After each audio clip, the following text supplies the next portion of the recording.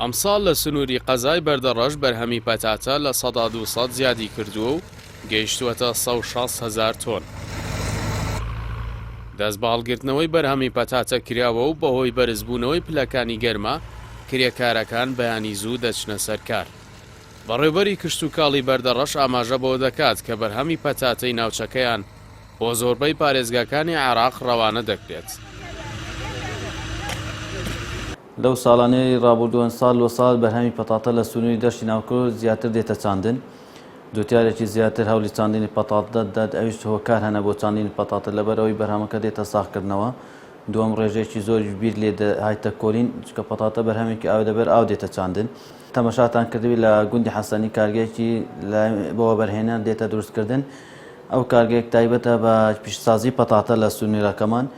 بەرهەمەکانیان لەوێن دەرێ ساغ دەبتەوە، پێویستی ناکات بنێدا دەڕووی پارێزگایەکی تریان بۆ خواروی عێراق بڕۆ، هەر لە ناو پارێزگای دۆک بە تایبەتی لە قەزای بەڕەش دێتە ساغکردنەوە. وەکو گوتم بەراورد بە 2 ساڵ پێش ئێستا بکە احتیمال لە 100 زیادی بێت پەتاتە چاندن لەو دەشتەی ناوکڕانی بەراورد بە ساڵەکانی ڕابردوو.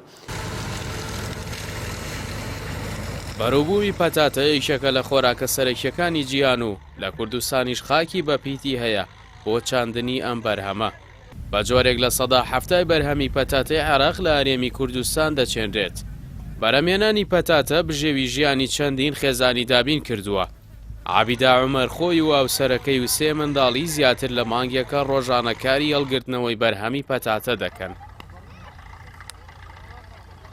ئەم هێویدۆرین وەکی کرێکۆرێک و مەبدانە شوولی و هێویدۆرین وەک عاملێک ئەم ژیت گەل خودۆنی جوتیۆرە بخۆ هێویدۆرین یعنی گەلمۆن شوول بکەین وەکی بژێویە ژیان و ڕۆژانەژی مەسەر چیداداری و ئەم مەمنونی حکومەتی وەختی دەعم و جوتیۆرە جی بێتەکردن و وەک ئەم کرێکۆر ئەم مەمنونی سەعات 4 سپێدە حەتۆ دەهێ ئەم بینەڤێرەک و شوول بکەین.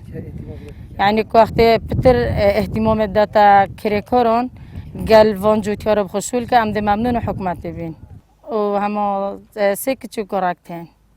ئەو چونکە ئەم عۆیلە نەدمۆڵۆ بەس هەموو دوود گەل هەڤۆلەکی چین.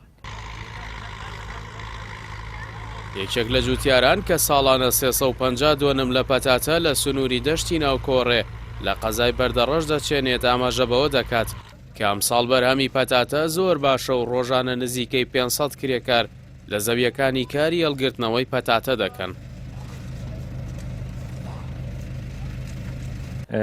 زۆرترین بەروبوومی پەتاتە لەم سنوورە بەرهەم دەهێنرێت لەسەر ئاستی عێراق بە شێوەیەکی گشتی. خۆشبەختانە بەرهەمەکەی زۆر باشە، بەڵام ئێمە کێشەمان هەیە لە ساغکردنەوەی، چونکە لە سنووری پارێزگای دۆک تا ئێستا یەک کارگەی بڵین جبس نییە کە ئێمە لێ ساغی بکەینەوە.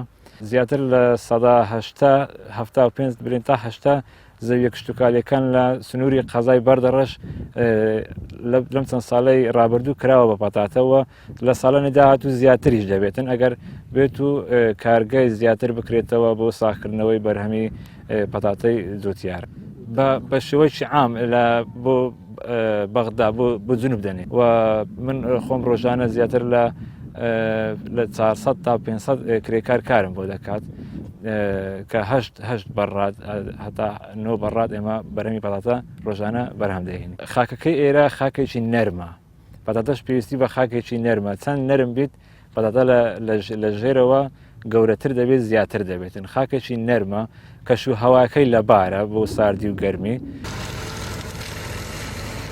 جوتیاران ئاماژە بەوە دەکەن کە وەزارەتی کشت و کاڵ و سەرچاوەکانی ئاو ئاسانکاریان بۆ بەدەستێنانی بنەتۆوی پەتاتە کردووە، بەڵام وەکو خۆیان باسی دەکەن ساغکردنەوەی بەرهەمەکە زەحمەتە بۆیان، بە تایبەتی کە لە سنووری پارێزگای دۆک هیچ کارگەیەکی بەرهەمێنانی چپسی لێ نییە.